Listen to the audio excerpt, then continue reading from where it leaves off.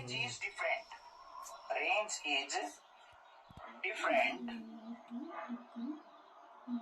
So अब introduction के अंदर भी बताया था मैंने, अगर डोमेन की सिंगल इमेज बन रही है तो हम उस फंक्शन को हम क्या कह सकते हैं, वन फंक्शन कह सकते हैं। यहाँ पे लिखा भी है मैंने, यूनिक डोमेन के लिए डिफरेंट हमारी रेंज आ रही है तो उस फंक्शन को हम वन कहेंगे। अगर मान लो यहाँ पे क्या होता बच्चों, वन की इमेज भी वन बन जाती, टू की इमेज भी वन बन जाती, तो ये हमारा वन नहीं होता, ये हमारा मैनी वन फंक्शन हो जाता।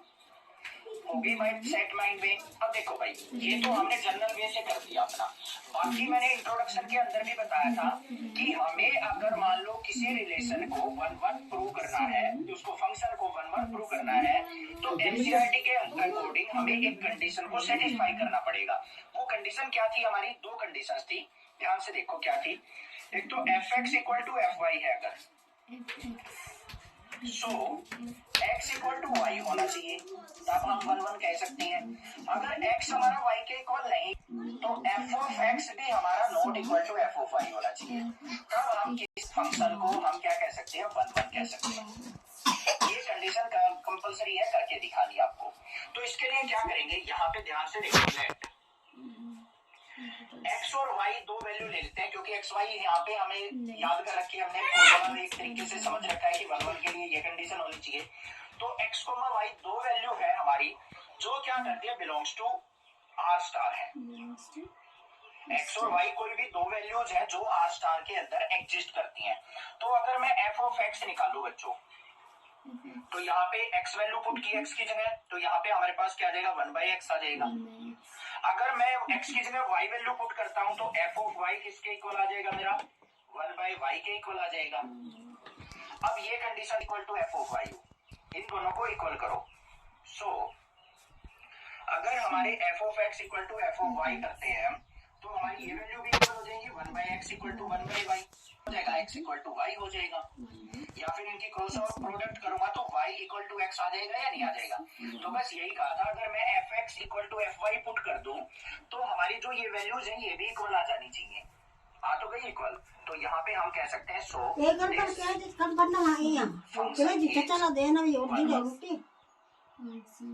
भाई थोड़ा सा टाइम लगेगा इसको समझने में, इतना आसान चैप्टर नहीं है, मैं फिर बता रहा हूँ, कंफ्यूज मत होना। मैं फिर बता रहा हूँ यहाँ पे ध्यान से, हमने क्या देखा, अगर हमारे पास सिंगल इमेज बन रही है तो भाई अगर हमारे पास दो वैल्यू थी x और y, कोई भी दो वैल्यू है, x है एक y है, वो हमारे आर स्टार से बिलोंग कर रही है, आर स्टार के अंदर प्रेजेंट है, तो हमारा जो फंक्शन था F X equal to one by X, तो पहली वैल्यू x पुट की मैंने यहाँ पे, तो मेरा क्या बन जाएगा, F X equal to one by X. फिर मैंने इस दूसरी, अब मेरी अगर ये दोनों वैल्यू लेफ्ट वाली वैल्यू इक्वल हो, वन के लिए ये दोनों वैल्यू इक्वल हो, तो ये राइट वाली वैल्यू भी इक्वल होनी चाहिए, तो वन बाई एक्स इक्वल हम कह सकते हैं वन फंक्शन। क्लियर हो गया। दूसरा, हमें इसको ऑन टू भी प्रूव करना है। ऑन टू के लिए देखो सिंपल सी बात है, रेंज जो है हमारी इक्वल टू कोडोमेन होनी चाहिए, मतलब जो भी वैल्यू हम पुट करते जाते हैं वो सबकी इमेज बननी चाहिए। तो यहाँ पे एरो देखो सबके ऊपर गई हुई है, तो हम कह सकते हैं यहाँ पे function is onto. But इतने से काम नहीं चलेगा, एनसीईआरटी कहती है ये तो आपने समझ लिया और आपने लिख दिया, बस मुझे तो समझाओ कोई ना कोई जस्टिफिकेशन करके। तो वो जस्टिफिकेशन क्या होती है, यहाँ पे ऑन टू करते time F of X equal to क्या होना चाहिए बच्चों, वाई के इक्वल होना चाहिए। ये चीज हमने यहाँ पे सेटिस्फाई करके दिखानी है, तभी एनसीईआरटी समझेगा कि हाँ भाई ये ऑन टू है। उसके लिए हम क्या करेंगे, हमारे पास फंक्शन क्या था, F of X equal to one by X, ये था हमारे पास।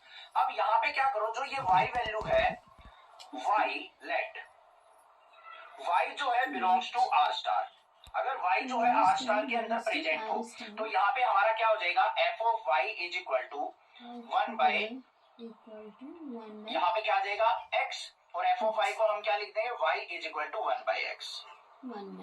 ये हमारा फंक्शन था, तो y belongs to R star है, तो y इज इक्वल टू किसके आ गया हमारा, वन बाई एक्स के। अगर मैं यहाँ से x की वैल्यू निकालू तो x इज इक्वल टू क्या हो जाएगा, वन बाई वाई हो जाएगा। x को ऊपर ले गया, y को नीचे लेके आया, तो x इज इक्वल टू क्या हो गया, वन बाई वाई के इक्वल। अब अगर x की वैल्यू को मैं इस फंक्शन के अंदर पुट करता हूँ, तो यहाँ पे देखो मेरे पास क्या आ जाएगा, f of x equal to 1/x की जगह क्या पुट करना है 1/y। इसको ऊपर लेके जाऊंगा तो मैं क्या आ जाएगा मेरे पास f of x इक्वल। बस ये चीज लिखनी है, थोड़ी सी कंफ्यूजिंग लग रही हो कि मुझे भी पता है कि सर कैसे क्या हो गया, कुछ समझ में नहीं आया, आपने क्या कुछ कहाँ पुट किया, दोबारा समझो।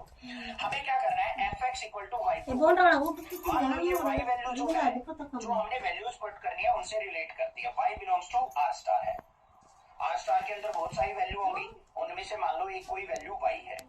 तो हमने क्या करा, अपने फंक्शन के अंदर यहाँ पे x की जगह y पुट कर दिया, तो f ऑफ y वैल्यू देगा, ये y आ गया, y इज इक्वल टू क्या हो गया 1/x। ठीक है, अब यहां से x की वैल्यू निकालो तो रेसिप्रोकल कर लो, x is equal to 1/y हो गया। इसको